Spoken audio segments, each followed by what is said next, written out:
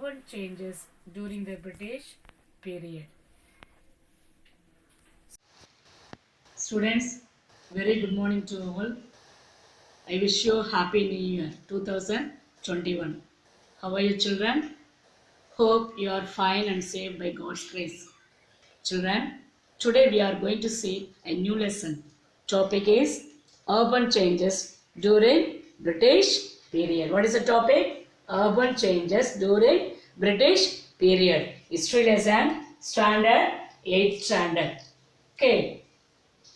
Students, you know very well, the British people, they ruled India for more than 3 centuries. You know very well, 1 century is calculated into 100 years. Okay, so in the British period, urban changes. What is urban means? Cities and towns. Are you clear? Urban means cities and towns. Rural, villages. Rural is called villages. Here urban, cities, towns, okay, metropolitan cities. All this will come under urban. Okay. In the British period, there are many changes taken place. Not only urban cities and towns, but also many changes. But today, we are going to see only urban changes. The changes taken place in the prehistoric period itself. Prehistoric times of India. Okay, so it has many stages. It has many stages and many days we can calculate.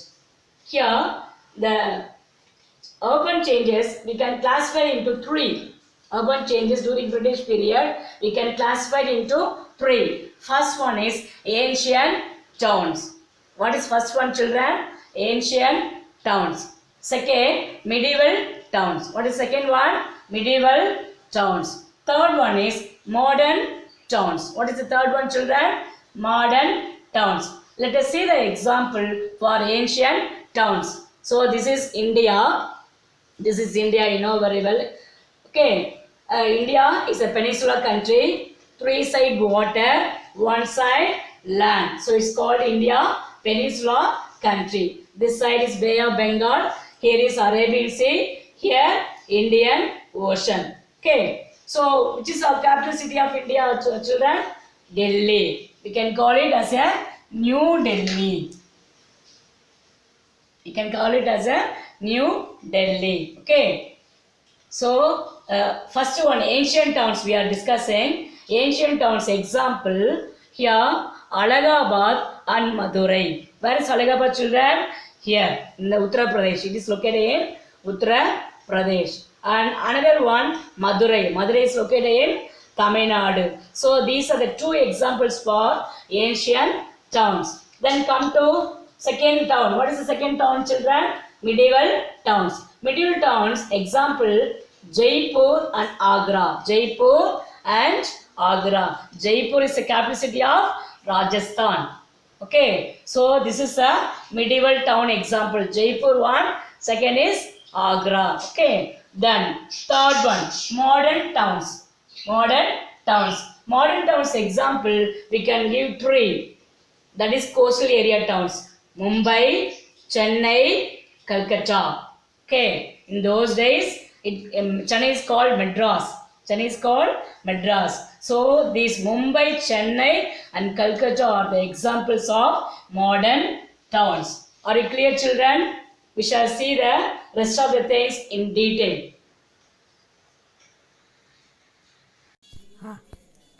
Ancient towns. So once upon a time, this is an ancient town. In ancient times, towns emerged in and around of residential places of kings, and its location easily accessible. Accessible means easily to understand, to see, and rivers for trade. Most of them developed as administrative, religious, and cultural centers. Harappa, Mohenjo-daro, Varanasi, Allahabad, and Madurai are well-known ancient towns. So this is a medieval town. This is one kind of example.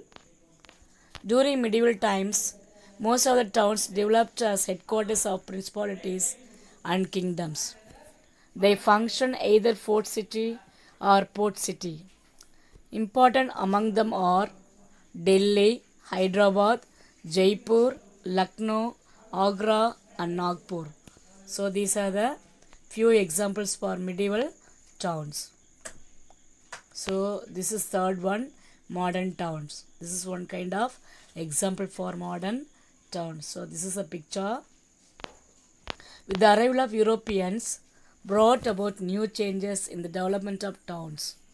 They first developed some coastal towns such as Surat, Daman, Goa, Pondicherry. So Surat, Daman, Goa, these are the coastal area located in the west coast, and Pondicherry is in the eastern coast. It is located in eastern coast.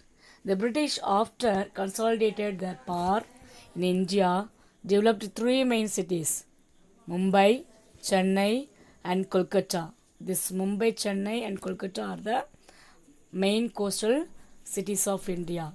It was used as administrative headquarters and trade centers. With the extension of domination, they developed new towns depending on its location, purpose, and resources. The newly developed towns are known differently as hill towns, industrial towns, coastal towns, railway station towns, cantonment, that is cantonment. Cantonment we can use for the military purpose, and administrative towns. So these are the points about modern towns. Unique features of urbanization under the British. Deindustrialization, that meaning is destroying industries, that is local industries. Because in those days people are not well educated, they used local industry for their family purpose. Through that only they earned money and they run their family. So that was disappeared or destroyed by the British East India Company. That's what's called deindustrialization. Then deurbanization. Second one is deurbanization. And third one, the growth of new urban centers. In that, A, port cities, B, cantonment towns, third, hill station, fourth, railway towns. Deindustrialization. This is a picture of deindustrialization. That means industries, new industries started, older industries it was disappeared or it was destroyed. In the beginning of 18th century, the policies of the British proved harmful to the process of urbanization. Harmful means it is very what? Bad for the people. It is not at all useful. People affected in that.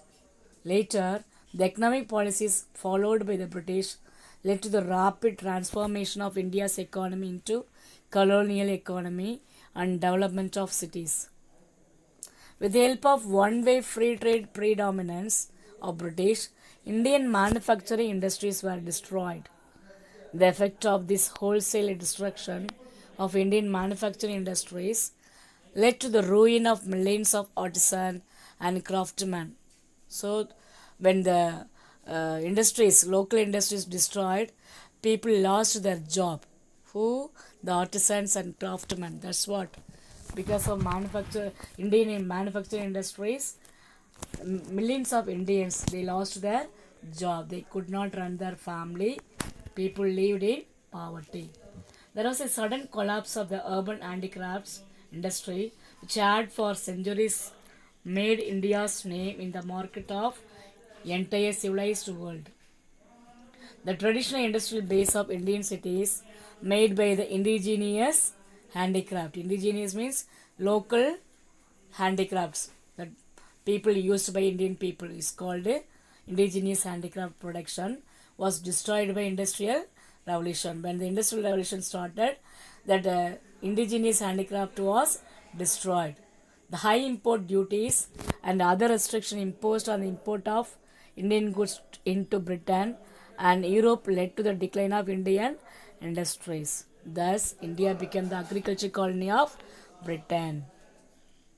Deurbanization.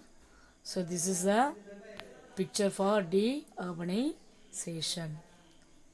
The transformation of India's economy into colonial one is a market for manufactures and source for the supply of raw materials to our industries. It had the industrial and commercial base of a number of towns. The gradual erosion of King's Power. So, King's Power started what? Lost their power. They are losing their power. King is losing their power. That is gradual erosion of king's power. Slowly they are what? Losing their power. Who? The kings. The gradual erosion of king's power led to the demise of towns associated with their rule. So when the king's power decreased, the power also, what is it?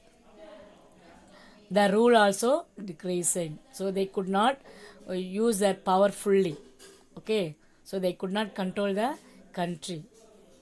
Agra, once again imperial city, in the first quarter of 19th century was surrounded by extensive ruins all round. Ruins means destroyed.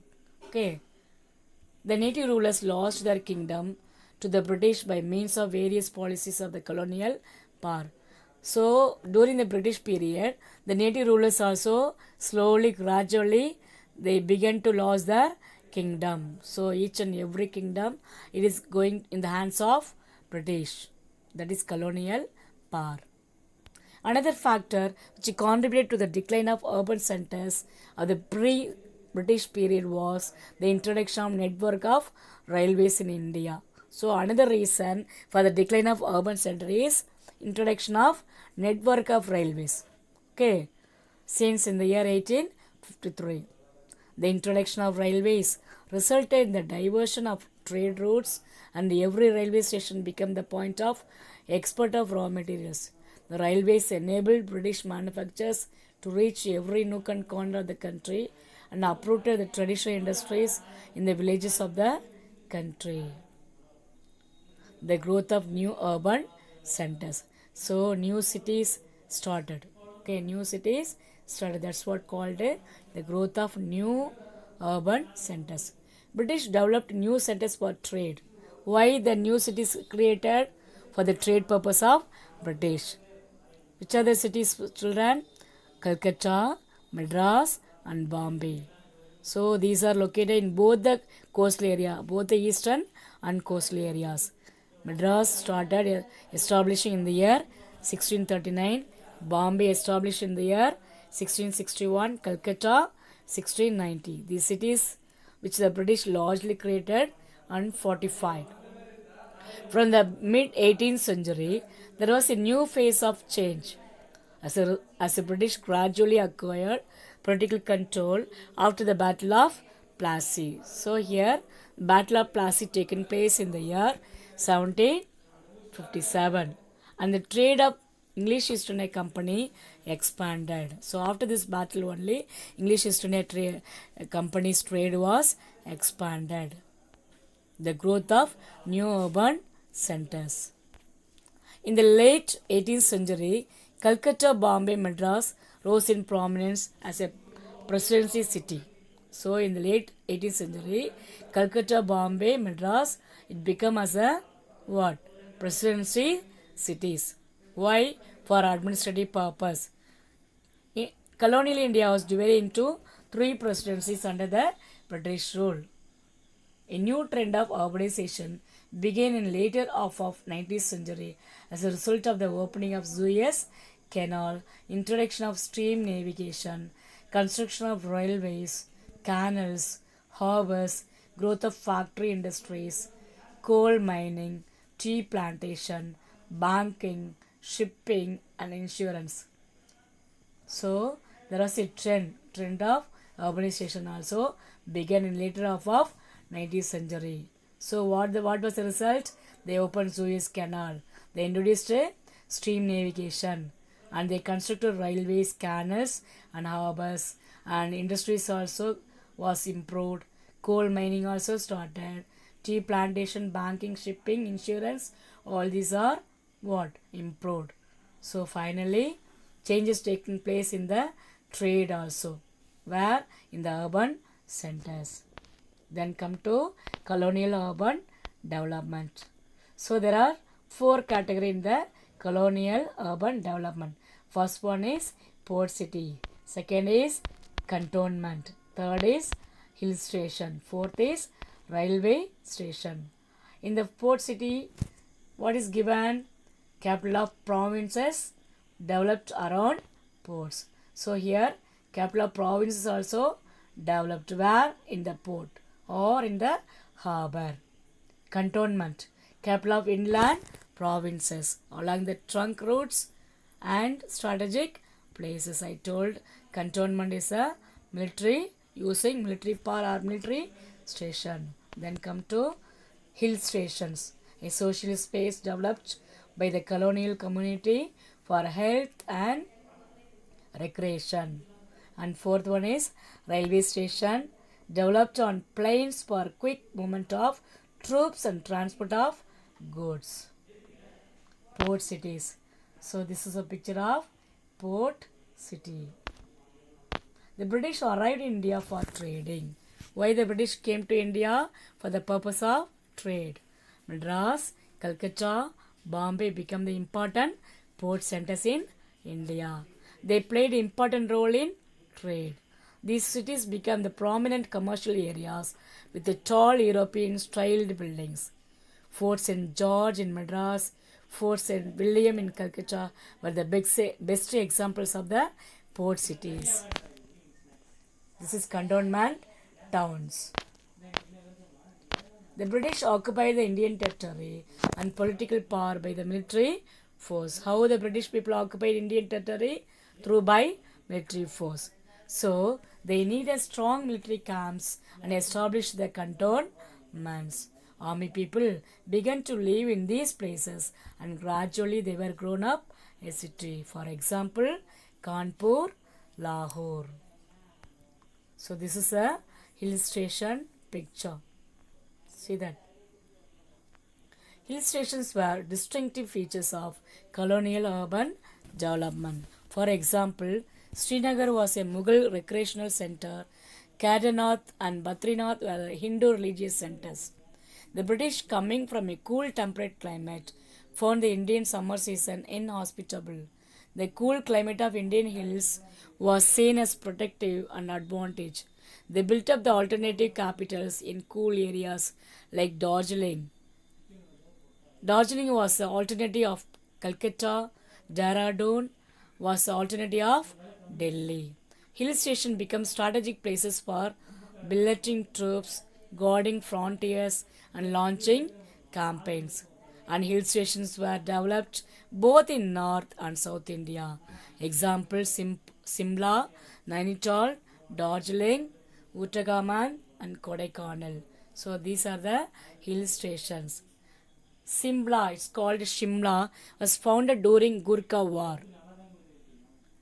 in the year 1814 to 16. And Darjeeling was wrested. What is wrested? It was captured forcibly. Okay, or it was ordered to capture. It was forced to capture. Darjeeling was forced to capture from the rulers of Sikkim in the year 1835. Next, railway towns. This is a picture of railway towns. Next, railway towns. Railway towns were also a type of urban settlement. So, in every urban area, there is a railways. It was established in the year 1853 after introduction of railways by the British. By the nature of railway transport, all the towns were located on the plains. Example, Delhi, Mumbai, Kolkata. Creation of municipalities and corporation. The development of local government in the British India may be traced into three distinct phases. First phase 1688 to 1882. Second phase 1882 to 1920. Third phase 1922 to 1950. 1920 to 1950. First phase. Municipal government in India has been in existence since 1688. So municipal government, it was already existed in India from the year of 1688 with the formation of Madras Municipal Corporation with the mayor. Says Josiah Child. Who is he? Is one of the directors of English East India Company, was responsible for the formation of corporation. So Sir Josiah Child only formed the corporation. Then the Charter Act of 1793 established municipal administration in 3 presidency towns. According to the provision of the Act of 1850, municipalities were formed in northwestern frontier provinces, Awadh and Bombay. Lord Mayo's famous resolution of 1870 intended to afford opportunities for the development of self-government. So here Lord Mayo, he gave the resolution. Why? To develop the self-government. Second phase, 1882 to 1920. Here, Lord Ripon's resolution. He introduced local self-government and he is rightly considered as the father of local self-government of India. So, here Lord Ripon resolution and local self-government was a landmark in the history of local self-government. So, Ripon is rightly regarded as the father of local self-government in India and his resolution as a Magna Carta of local self-government. Whose resolution called Magna Carta of local self-government? Lord Ripon. Who names called Lord Ripon. He only gave resolution. Which one? That is local self-government is called as a Magna Carta of local self-government. Third phase. The Government of Indian Act of 1919 introduced diarchy. Diarchy means double government. Okay, double government or government in the 2 provinces. The Government of Indian Act of 1935 introduced provincial autonomy. What is provincial autonomy? You know very well. Autonomy means self-government. Okay, self-government. So here, Government of Indian Act of 1935, it was introduced provincial autonomy with the attainment of independence. Why the provincial autonomy introduced? With attaining independence. That's what. Okay. For we finally got independence in the year 1947. So India had the unique opportunity for making and molding local government to meet the needs of the free nation. Administration of the presidency towns. Towards the close of 18th century, a parliamentary statute authorized the Governor General to appoint justices of the peace in those towns. Origin and growth of Madras. The beginning of city of Madras goes back to the earliest stages of British commercial enterprise in India. The English East India Company started in 1600 AD. 12 years later, a factory was set up at Surat on the west coast. Presently, Fort St. George is the power center of Tamil Nadu state government, extending across 172 square kilometer. The English, after some efforts, secured the privilege of building a factory at Masulipatanam. It was well protected from the monsoon winds. Children, in India there are 2 monsoon seasons. What are they? Can you mention that? So we have 2 monsoon. One is northwest monsoon, northeast monsoon. Second is southwest monsoon. What are the season, children? Northeast and southwest monsoon. So there are 2 monsoon in India. Through that only we are receiving rain. We are getting rainfall. Then the English traders looked for a new site. Francis Day, who is a member of Masulipatanam Council and the chief of the Armagon factory, made a voyage for exploration in 1637 with the view to choose a site for a new settlement. At last, he was given the offer to choose Madrasapatnam. Francis Day inspected the place and found it favorable to set up factory. The official grant for the land was given by Damarla Venkadapati Nayak, who is a deputy of the Raj of Chandragiri, that is 12 km west of Tirupati. Damarla gave British a piece of land between Coombe River and the Egmore.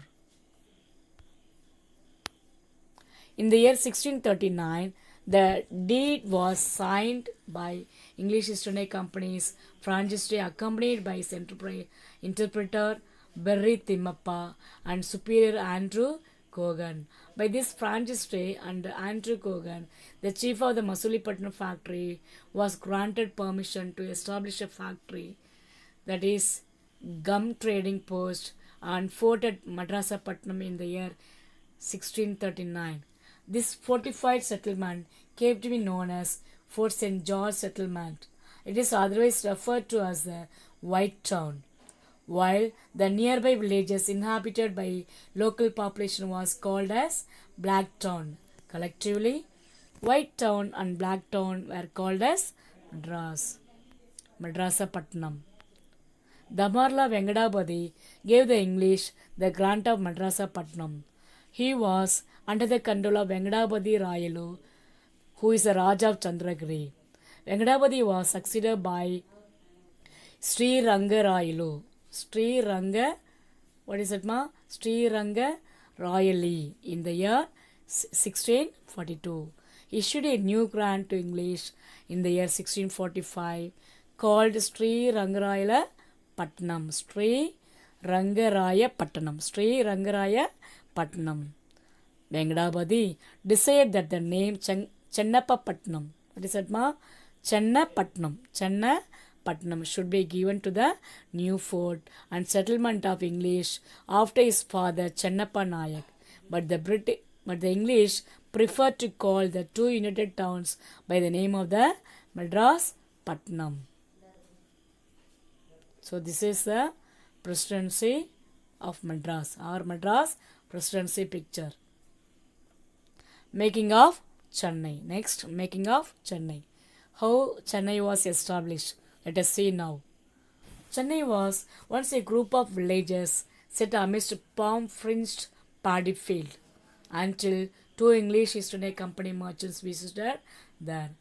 Raja Mahal in Chandragiri Palace, where Sir Francis Day of East India Company was granted land in the year 1639 in order to set up factory which later came to be known as Madras.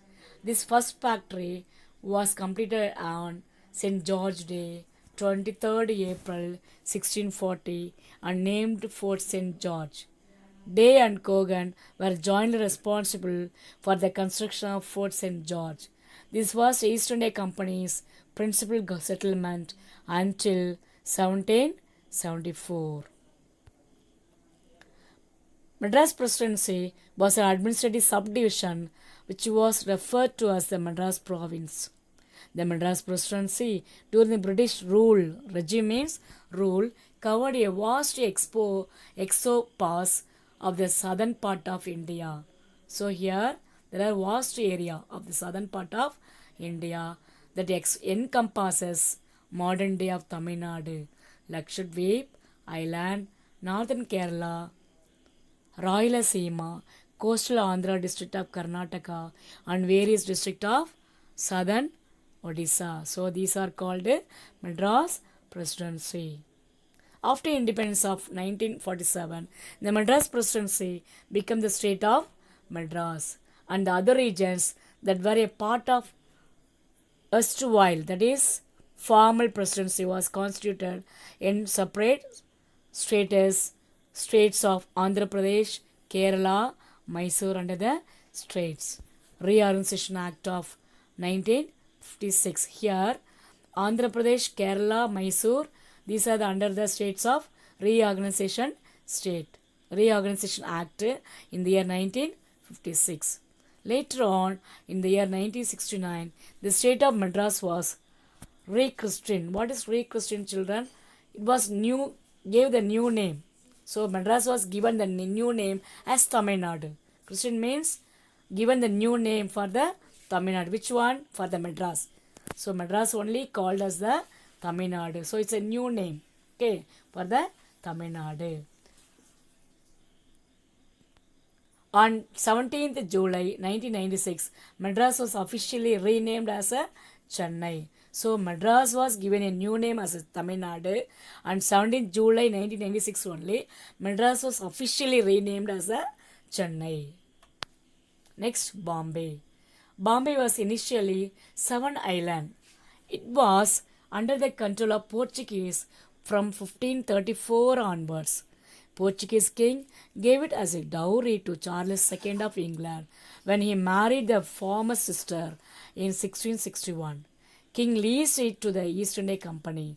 The city of Bombay began to grow when the East India Company started using Bombay as its main port in western India. In 1687, English East India Company transferred its headquarters from Surat to Bombay. Then Calcutta. In 1690, English merchants founded a settlement at Sudha Nadi. In 1698, they secured zamindari rights over Sudha Nadi, Calcutta, and Govindpur. The company established Fort William at Calcutta, and Calcutta became presidency with the governor and council to manage its affairs. Children, so this is a lesson we completed. Please read and write all the question answer. Thank you, children. We can see in the next class. God bless you all.